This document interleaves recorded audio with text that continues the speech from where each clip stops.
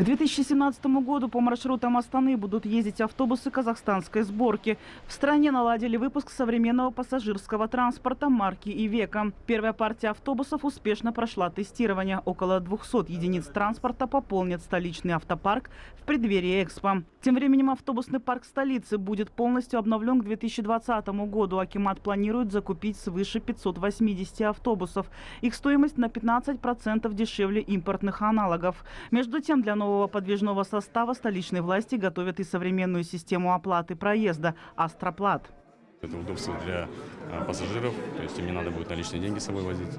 В-третьих, очень много полезных и экономически выгодных тарифов для пассажиров, которые они могут использовать на свое усмотрение, как им удобно.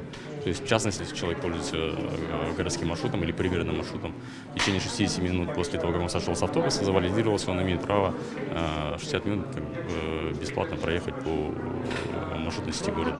В целом, перспективы развития транспортной системы Астаны рассмотрели на общественных слушаниях в столичном акимате. Внедрение платных парковок, развитие автомобильных дорог, принять участие в обсуждении этих вопросов мог любой желающий.